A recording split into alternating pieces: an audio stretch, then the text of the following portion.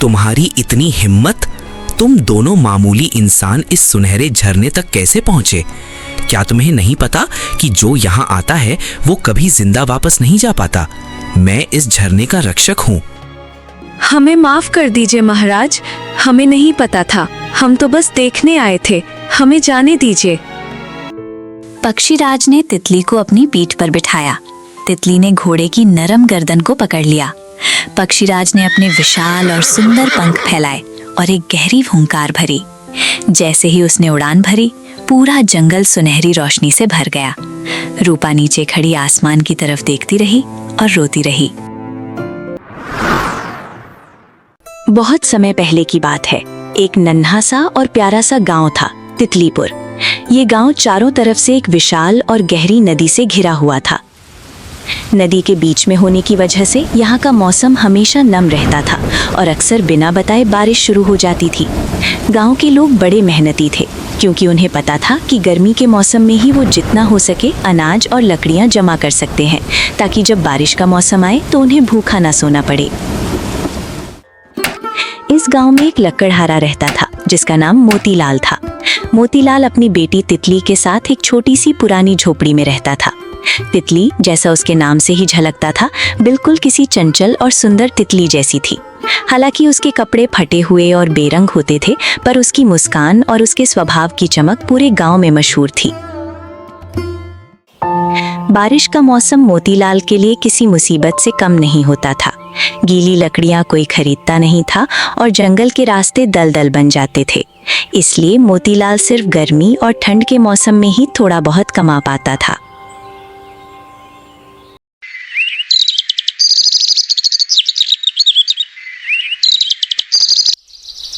एक दिन सुबह सुबह सूरज की पहली किरण के साथ ही मोतीलाल अपनी कुल्हाड़ी लेकर निकलने लगा। उसने कई दिनों से ठीक से खाना नहीं खाया था और उसका शरीर कमजोरी से कांप रहा था। बाबा रुको, आप कहाँ जा रहे हैं इतनी जल्दी, और वो भी बिना कुछ खाए? रुकिए, आप अपना खाना लेना भूल गए हो। नहीं रे मेरी माँ, तू ये खाना रख ले, तू इसे खा लेना, मुझे आज बिल्कुल भूख नहीं है। बाबा, आप झूठ बोल रहे हैं। मैंने देखा था कल रात भी आपने सिर्फ पानी पीकर गुजारा किया था। आपने सुबह से कुछ नहीं खाया।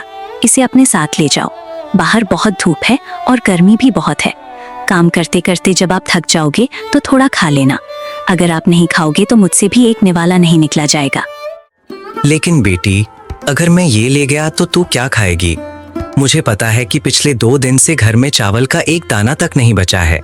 ये 2 रोटियां ही तो बची हैं, ये तू खा ले।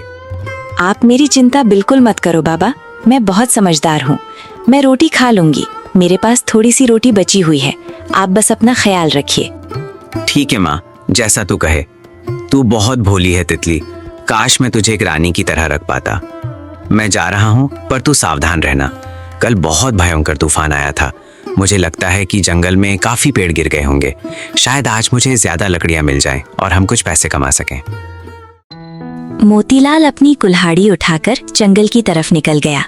तितली ने देर तक अपने पिता को जाते हुए देखा।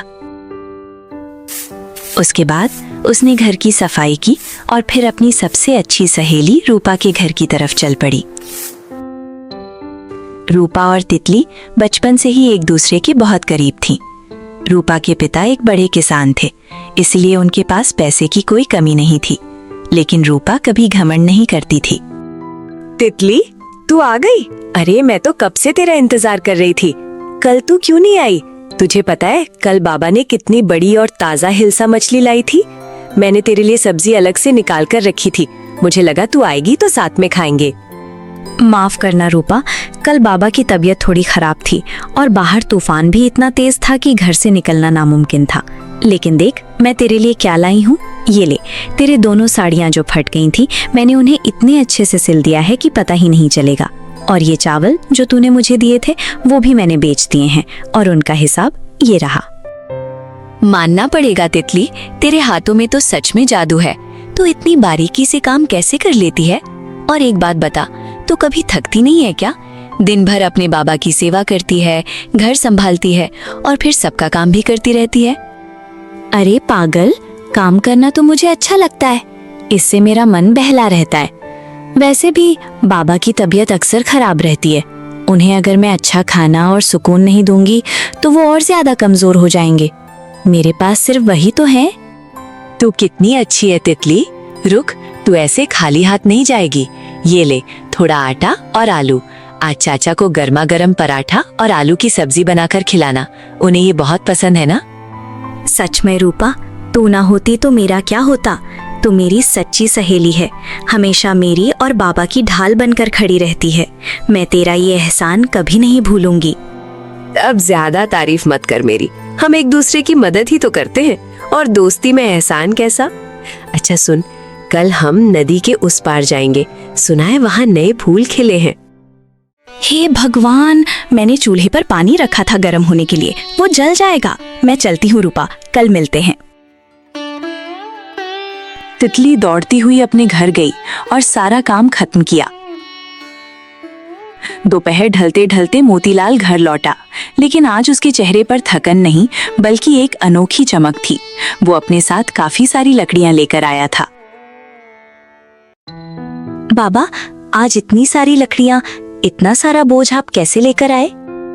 हाँ रे तितली, आज लगता है भगवान ने हमारी पुकार सुन ली है। कल के तूफान में जंगल के पुराने और बड़े पेड़ गिर गए थे, मैंने उन्हें काट लिया है। इन्हें अगर मैं कल बाजार में बेच दूंगा तो हमारा पूरे 1 महीने का खर्चा निकल जाएगा। आज हम पेट भरकर खाना खाएंगे। ये तो बहुत अच्छी खबर है बाबा, पर आप देखिए, आप पसीने से पूरे भीग गए हैं। क्या आपने जंगल में वो रोटियां खाई थी जो मैंने दी थी? नहीं माँ, सच कहूँ तो तेरे बिना अकेले खाना मुझे बिल्कुल अच्छा नहीं लगता।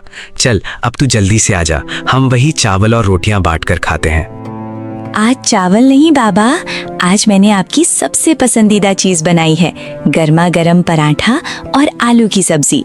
रूपा ने आज मुझे आटा और आलू दिए थे। वाह, बिल्कुल अमृत जैसा स्वाद है। मैं सच कह रहा हूँ तितली, तेरे हाथों में जादू है। ऐसा स्वाद तो बड़े से बड़े राजा के दरबार में भी नहीं मिलेगा।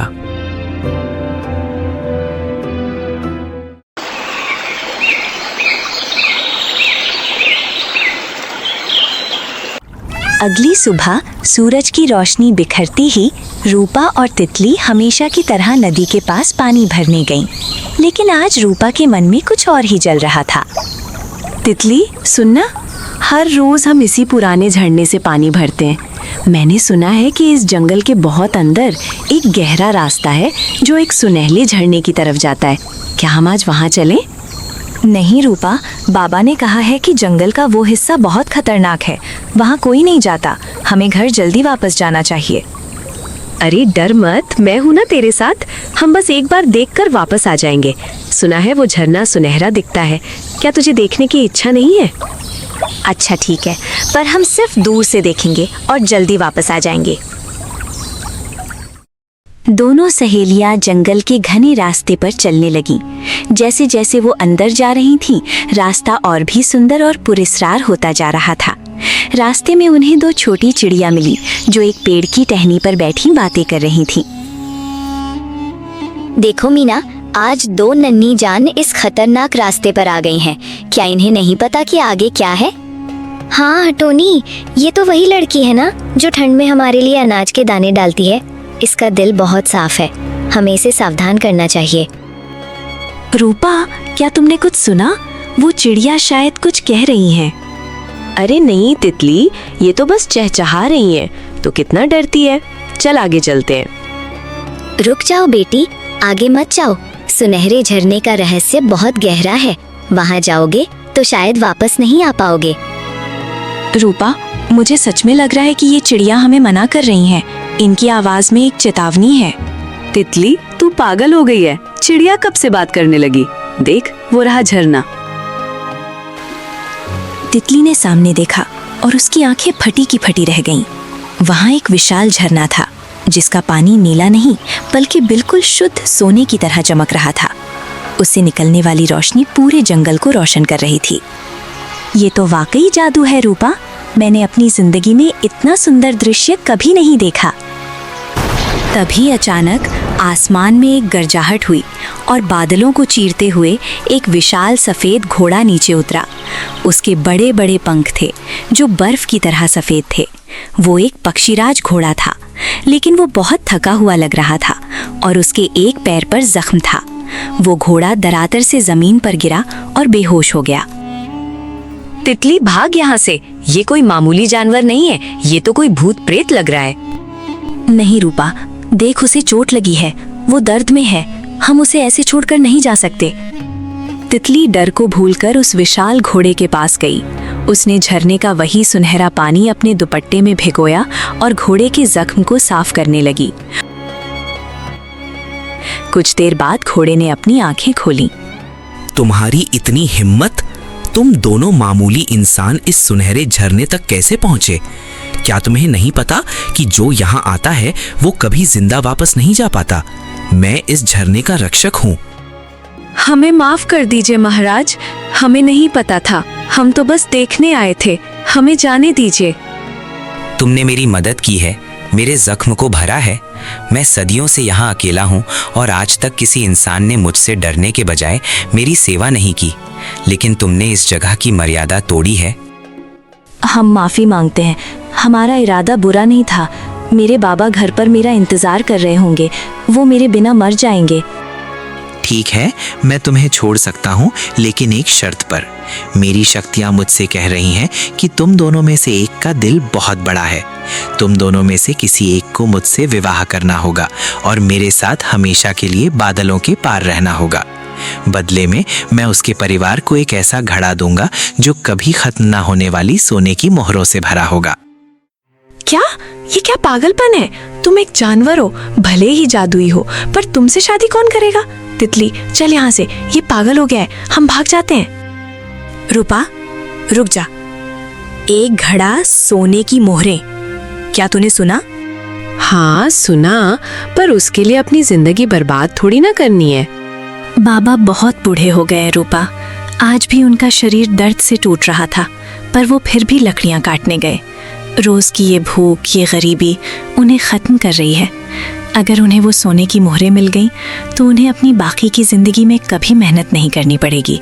वो चैन से खाना खा सकेंगे, उन्हें ठंड में ठिठुरना नहीं पड़ेगा। मैं तैयार हूँ, मैं तुमसे विवाह करूंगी, लेकिन पहले मुझे वो सोना चाहिए ताकि मैं अपने पिता की गरीबी मिटा सकूं। तुम्हारा फैसला निश्चित है। याद रखना, एक बार तुम मेरे साथ चली गईं तो तुम्हारे कदम कभी इस धरती पर वापस नहीं पड़ेंगे। मैंने फैसला कर लिया है। मेरे बाबा की खुशी से बढ़कर मेरे लिए कुछ नहीं है। पक्षीराज ने अपनी फूंक से जमीन पर एक गहरा गड्ढा बनाया और वहां से एक सोने से चमचमाता हुआ घड़ा निकालकर तितली को दिया। तितली वो घड़ा लेकर भागी भागी अपने घर गई। उसने देखा कि उसके बाबा घर के आंगन में थक कर सो रहे थे। तितली ने वो घड़ा चुपके से आंगन के एक कोने में रख दिया और रोते हुए अपने बाबा का आखिरी बार चेहरा देखा। माफ करना बाबा, बिना बताए जा रही हूँ, पर अब आपको कभी भूखा नहीं सोना पड़ेगा। आपकी तितली हमेशा आपके साथ है, उन हवाओं में जो आपके चेहरे को छुएंगी।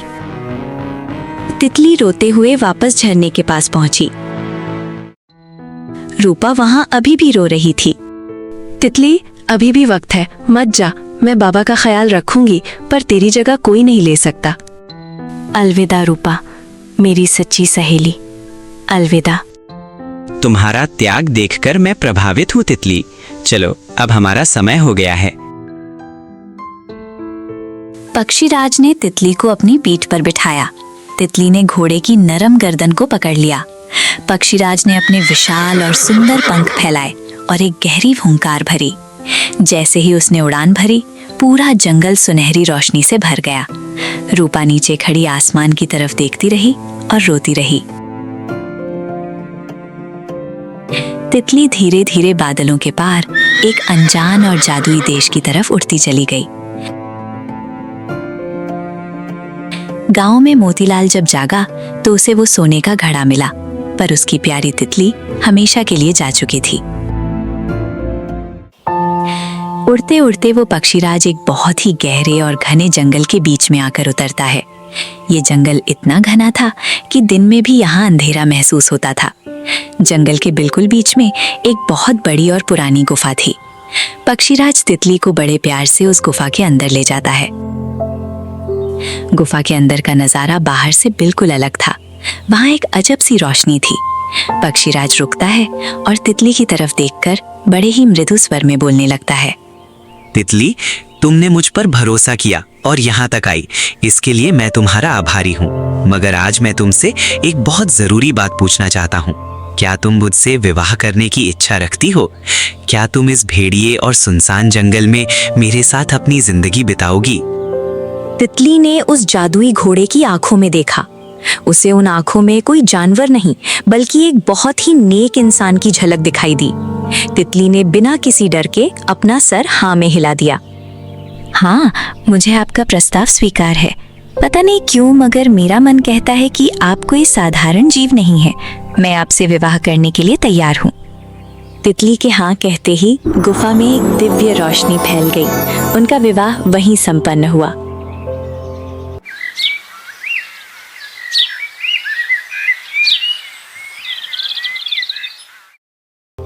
कई दिन बीत गए।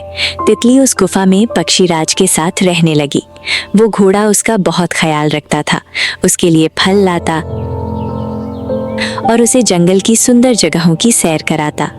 लेकिन तितली के मन में हमेशा एक सवाल रहता था कि एक बोलने वाला घोड़ा इतना समझदार कैसे हो सकता है। एक दिन जब शाम का समय था और ठंडी हवाएं चल रही थीं, पक्षीराज ने महसूस किया कि अब सच बताने का समय आ गया है।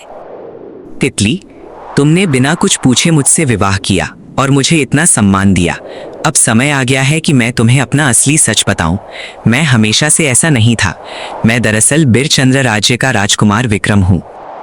तितली ये सुनकर हैरान रह गई। वो बड़े ध्यान से विक्रम की बातें सुनने लगी। एक साधु तांत्रिक के भयंकर अभिशाप की वजह से मेरी ये हालत हुई है। आज से कुछ साल पहले मैं शिकार करने के लिए इस घने जंगल में आया था। मैं अपने जोश में इतना अंधा था कि मुझे ध्यान ही नहीं रहा कि मैं कहाँ जा रहा हूँ। जंगल के एक कोने में एक क्रोधी साधु घोर तपस्या कर रहे थे। मेरे घोड़े की रफ्तार इतनी तेज थी कि अनजाने में उसने साधु की तपस्या भंग कर दी। इतना ही नहीं, मेरे घोड़े के पैरों से उनका पवित्र कमंडल भी टूट गया। साधु ने जैसे ही अपनी आंखें खोली, उनका गुस्सा आग की तरह भड़क उठा। मैंने उनसे बहुत माफी मांगी, उनके चरण पकड़े, पर वो सुनने को तैयार नहीं थे। उन्होंने चिल्लाकर कहा, तूने मेरी तपस्या भंग की है, इसलिए तू अब इंसान रहने के लायक नहीं है। उन्होंने मुझे शाप दे दिया कि मैं हमेशा के लिए एक पक्षीराज घोड़ा बन जाऊंगा। मैंने जब बहुत रोना धोना किया तो उन्होंने थोड़ा तरस खाकर कहा कि मेरा ये शाप तभी टूटेगा जब कोई सच्चे दिल वाली लड़की मुझसे विवाह करेगी और मेरे लिए एक बहुत ही कठिन परीक्षा देगी। राजकुमार, आप बिल्कुल चिंता ना करें। अगर मेरी वजह से आपका ये शाप टूट सकता है तो मैं हर परीक्षा देने के लिए तैयार हूँ। आपने इतने साल ये दुख झेला है, अब और नहीं। बताइए मुझे क्या करना होगा। तितली, तुम्हारा दिल वाकई बहुत बड़ा है। इस शाप से मुक्ति का रास्ता मेरे विशेष गुरु प्रेमानंद जी ही बता सकते हैं। वो इस जंगल के दूसरे छोर पर एक बहुत पुरानी बरगद के पेड़ के नीचे रहते हैं। हमें उनके पास चलना होगा। पक्षीराज विक्रम तितली को अपनी पीठ पर बिठाकर गुरु प्रेमानंद की कुटिया की तरफ निकल पड़ता है। कुछ देर उड़ने के बाद वो एक शांत और पवित्र जगह पर पहुंचते हैं। वहां एक विशाल बरगद का पेड़ था जिसकी जड़ें जमीन तक लटकी हुई थीं। उस पेड़ के नीचे गुरु प्रेमानंद जी ध्यान में बैठे थे। गुरु प्रेमानंद जी की लंबी सफेद दाढ़ी थी। उनके चेहरे पर एक अजीब सा तेज था। उनके चारों तरफ एक बहुत ही शांत और सकारात्मक ऊर्जा महसूस हो रही थी। जैसे ही विक्रम और तितली वहां पहुंचे, गुरु ने धीरे से अपनी आंखें खोली। आओ राजकुमार विक्रम, मैं जानता था कि तुम एक दिन जरूर आओगे, और तुम्हारे साथ ये कन्या तितली, इसका मन बिल्कुल साफ है। बेटी तितली, तुम ही एकमात्र हो जो राजकुमार को इस भयानक शाप से मुक्त कर सकती हो। क्या तुमने इसके लिए मन बना लिया है? हाँ बाबा, मैं राजकुमार को इस शाप से मुक्त करने के लिए कुछ भी करने को तैयार हूँ। मैंने उनकी आंखों में उनका दर्द देखा है। कृपया मुझे मार्ग दिखाएं कि मुझे क्या करना होगा। बेटी, ये रास्ता आसान नहीं है। इसके लिए तुम्हें यहाँ से काफी दूर नीलकमल पर्वत पर जाना होगा। उस पर्वत की चोटी पर एक पवित्र सुनहरी रंग का झरना बहता है। उस झरनों के जल में वो शक्ति है जो किसी भी शाप को काट सकती है। तुम्हें वो जल एक मिट्टी के पत्र में भरकर लाना होगा और राजकुमार पर छिड़कना होगा। लेकिन याद रहे, वो झरना मायावी है। जब तुम पर्वत पर चढ़ोगी तो रास्ते में कई मायावी शक्तियां तुम्हें डराएंगी। वो तुम्हारा नाम पुकारेंगी, तुम्हें लालची सपने दिखाएंगी, पर तुम्हें किसी भी हाल में पीछे मुड़कर नहीं देखना है। अगर तुमने एक बार भी पीछे मुड़कर देखा तो तुम पत्थर की बन जाओगी। तितली ने गुरु के चरण स्पर्श किए और मिट्टी का एक पत्र लेकर नीलकमल पर्वत की तरफ निकल पड़ी। रास्ता बहुत ही पथरीला और डरावना था। जैसे जैसे तितली ऊपर चढ़ रही थी, मौसम बिगड़ने लगा।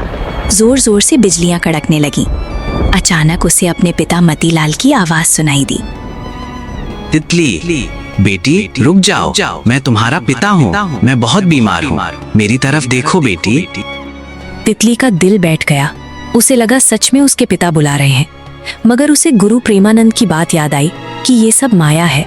वो नहीं मुड़ी और आगे बढ़ती रही। फिर उसे भयानक जानवरों की दहाड़ सुनाई दी। ऐसा लगा जैसे कोई शेर उसके बिल्कुल पीछे खड़ा हो। उसका शरीर डर से कांप रहा था, पर उसने हिम्मत नहीं हारी। अंत में वो पर्वत की चोटी पर पहुंच गई। वहां सुनहरी रंग का झरना इतनी खूबसूरती से बह रहा था कि देखकर ही मन शांत हो जाए। तितली ने जल्दी से मिट्टी का पात्र उस पवित्र जल से भर लिया। जल लेकर तितली वापस गुरु प्रेमानंद की कुटिया पहुंची। विक्रम और गुरु वहां उसका इंतजार कर रहे थे। तितली बहुत थकी हुई थी, पर उसकी आंखों में जीत की चमक थी। बाबा, मैं पवित्र जल ले आई हूँ, ये लीजिए। शाबाश बेटी, तुमने अपनी परीक्षा पूरी की। अब देरी मत करो, ये जल राजकुमार विक्रम पर छिड़क दो। तितली ने कांपते हाथों से वो सुनहरी जल लिया और पक्षीराज घोड़े पर छिड़क दिया। जैसे ही जल की बूंदें घोड़े के शरीर को छुईं, एक बहुत तेज रोशनी हुई। इतनी तेज कि सबने अपनी आंखें बंद कर लीं। जब रोशनी कम हुई तो वहां घोड़ा नहीं बल्कि एक बहुत ही सुंदर और तेजस्वी राजकुमार खड़ा था। राजकुमार विक्रम अपने असली रूप में वापस आ चुका था। मैं फिर से इंसान बन गया। तितली, ये सब तुम्हारी वजह से हुआ है। तुमने मेरी जान बचाई है। मैं हमेशा तुम्हारा आभारी रहूंगा। राजकुमार, ये तितली की निष्ठा और प्रेम का फल है। अब तुम दोनों अपने राज्य बिरचंद्र वापस जाओ और सुख से रहो। मेरा आशीर्वाद तुम्हारे साथ है। विक्रम और तितली ने गुरु का आशीर्वाद लिया। विक्रम तितली को लेकर अपने राज्य बिरचंद्र वापस लौटा। जब बिरचंद्र के राजा और रानी ने अपने बेटे को इतने सालों बाद सही सलामत देखा तो उनकी खुशी का ठिकाना नहीं रहा। पूरे राज्य में जश्न मनाया गया। विक्रम ने अपने माता पिता को सब कुछ बताया कि कैसे तितली ने अपनी जान खतरे में डालकर उसे शाप से मुक्त कराया। राजा और रानी ने तितली को बड़े दुलार से अपनाया। मगर कुछ दिन बीतने के बाद तितली धीरे धीरे उदास रहने लगी। विक्रम ने ये महसूस किया। तितली, क्या बात है? अब तो हम खुश हैं, सब कुछ ठीक है। फिर तुम्हारी आंखों में ये नमी क्यों है? क्या मुझसे कोई गलती हुई? नहीं राजकुमार, ऐसी बात नहीं है। आपने मुझे बहुत प्यार दिया है, मगर मुझे अपने पिता की बहुत याद आ रही है। मेरे पिता मतीलाल ने मेरे बिना कैसे गुजारा किया होगा। वो अकेले हैं, उनका ध्यान रखने वाला कोई नहीं है। मेरा मन उनके लिए बहुत व्याकुल हो रहा है। मैं कितना स्वार्थी हूँ, मैंने ये सोचा ही नहीं। तुमने मेरे लिए इतना कुछ किया, क्या मैं तुम्हें तुम्हारे पिता से नहीं मिला सकता? चलो तितली, हम अभी तुम्हारे गांव चलेंगे। राजकुमार विक्रम तुरंत तितली को लेकर उसके गांव की तरफ निकल गया। जब वो वहां पहुंचे तो तितली ने देखा कि उसके घर की हालत बहुत खराब हो गई थी। घर के बाहर उसका पिता मतीलाल एक पुरानी खटिया पर लेटा हुआ था। वो बहुत दुबला और कमजोर हो गया था। तितली के जाने के बाद उसने खाना पीना जैसे त्याग ही दिया था। वो बस दिन रात अपनी बेटी का नाम पुकारता रहता था। तितली, मेरी बच्ची, कहाँ चली गई तू? क्या मैं मरने से पहले तुझे एक बार देख भी नहीं पाऊंगा? भगवान, मेरी बेटी को एक बार मुझसे मिला दो। तितली ये देखकर दौड़ती हुई गई और अपने पिता के गले लग गई। पिताजी, मैं आ गई। देखिए, मैं ठीक हूँ। आपकी तितली वापस आ गई है। मतीलाल ने जैसे ही तितली की आवाज सुनी, उसकी बंद होती आंखों में एक नए प्राण आ गए। उसने कांपने हाथों से तितली का चेहरा छुआ। उसे यकीन ही नहीं हो रहा था कि उसकी बेटी उसके सामने खड़ी है। तितली, क्या ये सच में तू है या मैं कोई सपना देख रहा हूँ? मैंने एक एक पल तेरे बिना कैसे कटा है मैं ही जानता हूँ। वो सोने की घड़ी जब तू मुझसे अलग हुई थी मेरे जहन से नहीं जाती थी। मैं तो मरिया हो गया था तेरे इंतजार में। पिताजी, मैं राजकुमार विक्रम हूँ। तितली ने मेरी जिंदगी बचाई है। अब आपको कहीं जाने की या दुख झेलने की जरूरत नहीं है। तितली की खुशी आप में है और मेरी खुशी तितली में। तितली ने अपने पिता को सब कुछ बताया। मतीलाल की आंखों में खुशी के आंसू थे। विक्रम ने आदेश दिया और मतीलाल को बड़े सम्मान के साथ बिरचंद्र राज्य ले आया गया। राजमहल में मतीलाल के लिए एक अलग और सुंदर कक्ष बनवाया गया। अब मतीलाल वहां अपनी बेटी के साथ रहने लगा। उसका स्वास्थ्य भी धीरे धीरे ठीक होने लगा क्योंकि अब उसका मन शांत था। तितली ने अपने पिता की सेवा भी की और राजकुमारी के रूप में राज्य की जिम्मेदारियां भी निभाईं। राजकुमार विक्रम और तितली ने मिलकर बिरचंद्र राज्य को एक बहुत ही खुशहाल राज्य बनाया। गुरु प्रेमानंद का आशीर्वाद उन पर हमेशा बना रहा। सुनहरी रंग के झरने का वो रहस्य अब सिर्फ एक कहानी नहीं बल्कि उनके प्रेम और बलिदान का प्रतीक बन गया था। अंत में सबका जीवन सुख और शांति से बीतने लगा। सबने सीखा कि सच्चा प्रेम और दृढ़ निश्चय किसी भी मुश्किल से मुक्ति दिला सकता है। दोस्तों, आज का वीडियो यहीं पर खत्म होता है। हमें जरूर बताना कि आपको यह वीडियो कैसा लगा। और हाँ, अगर आपने अभी तक हमारे चैनल को सब्सक्राइब नहीं किया है तो जल्दी से सब्सक्राइब कर लो और बेल आइकन भी प्रेस कर दो ताकि हमारे आने वाले नए वीडियोस की नोटिफिकेशन आप तक सबसे पहले पहुंच सके।